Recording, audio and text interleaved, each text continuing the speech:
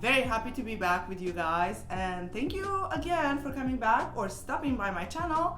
If you're new to this channel, be sure to subscribe, like, comment this video. Tell me what you think about it in the comment section. Without further ado, let's get started. So I just got back from a very long trip to Europe. Not so much vacation, more of family time, running some errands and stuff over there because I don't know if you guys know, but I'm originally from Serbia and all my family is still there, my friends, my relatives. Pretty much I have an entire life over there as well. I've only been in the US for about 10 years now, which is about a third of my life, but still I have quite a life over there too, so I'm kind of like trying to split my time between US and Serbia. So visiting Serbia was 20% vacation, 60% family, 20% work.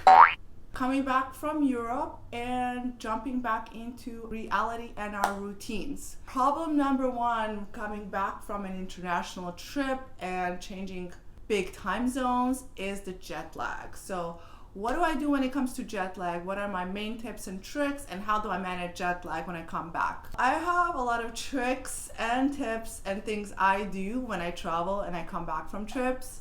Sometimes they work, other times they don't. Please take everything and see if it applies to you and change, modify, or apply any way you think suits you.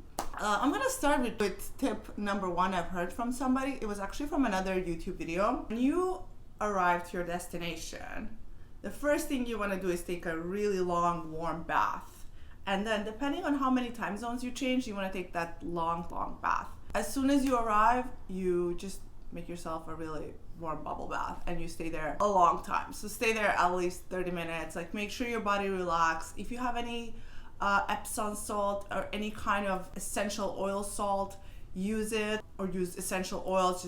Just pour a couple of drops into your tub, light some candles, play some relaxing music, find whatever suits you to relax, unwind, and decompress. I've tried it one time when I flew to Korea. I don't know, did it help me? I was so tired that night, I just crashed. But I think it makes sense theoretically that your body de-stresses and relaxes during a really nice warm bath. Next thing is, I really try to adjust my internal clock and my body to that time zone instantly. So let's say I'm flying to Europe and I arrived, let's say, in the afternoon.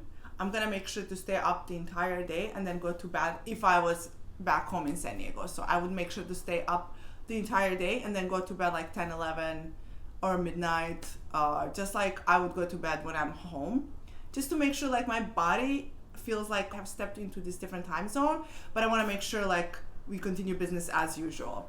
And then the same thing would apply for getting up. Like, I would put my alarms on, I would try not to oversleep, and but I would also give myself a little bit of time because of course you're traveling, you're exhausted. So let's say I wake up here every morning 7, 8 a.m. I would give myself time maybe like 9 or 10 a.m. to wake up. Of course I'm gonna be extremely exhausted, but at the same time, like, I wanna make sure that I do take advantage of every minute of my travels. That would be my starting point. Just try to make sure that business continues as usual and that I would mentally and physically force my body to jump into this new time zone and align to it as if I was already there. I hope that makes sense. So that would be my tip number one. Tip number two is I would try to make sure that I'm rested before my trip. I don't want to go travel exhausted, and I don't want to pack the last day before my trip. I don't want to arrive to the airport exhausted as well. So I want to take at least a couple days before a long trip, make sure to organize my schedule, plan my stuff, plan my outfits, go through my itinerary, see what I'm doing, see what I need to buy, like go through all this trip planning and organization. Give myself a couple of days to do all that before a long trip.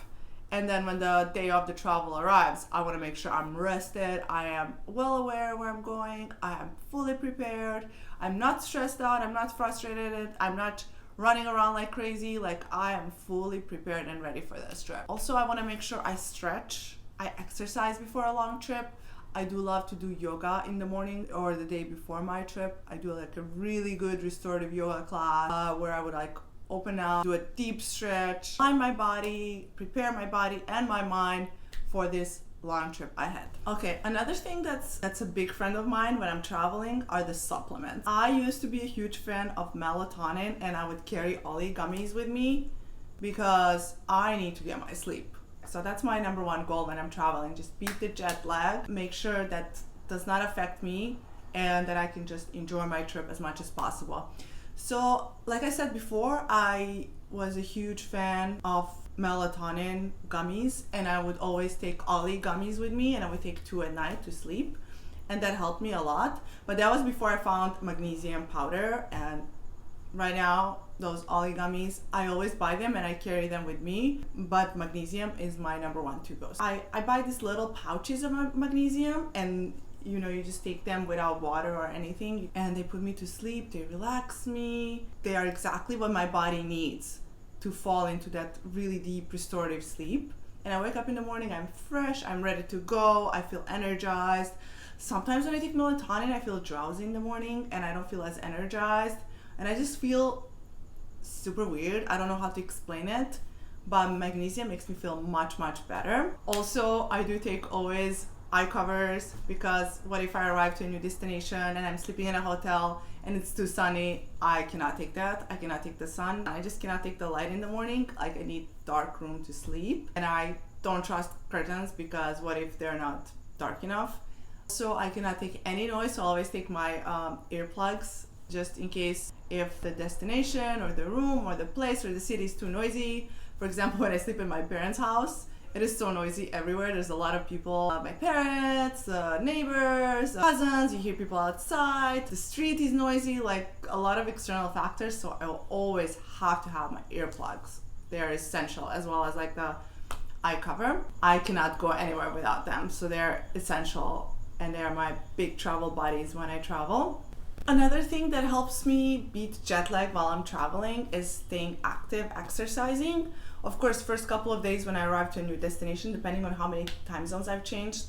Usually when I travel within the US and I change maybe maximum 3 hours, I'm pretty good the next day or in 2 days. I'm pretty good to just back into my routines, go into my workouts, full force. But when I travel to Europe or Asia, or I change 9 or plus time zones, to be honest with you, my body is exhausted and I cannot exercise as I can during my regular days. So I need a couple of days to my body to kind of like realize where I'm at and what I'm doing and what is the time zone, what is the ambiance, and what is the climate where I'm at. And then after that, I can slowly jump back into my regular workouts. In the meantime, I force myself to walk as much as I can, maybe stretch, walk, move around, go shopping, go sightseeing, do stuff around to make sure that your body is moving, you're moving, the blood is flowing, you feel alive. Exactly.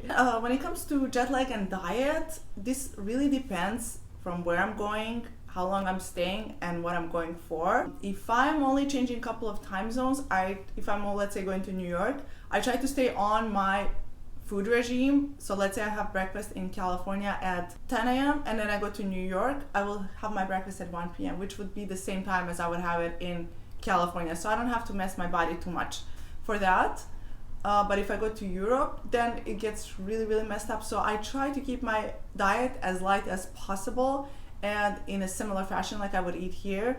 Of course, you cannot keep up with the same time frame for your eating patterns, but I will try not to eat as much, and I will try to eat light, adjust slowly, and take some probiotics as well, because it's different food, different water, the way the food is prepared is different oils, everything is different, so you never know how your body is going to react to this new diet you're going through at the moment.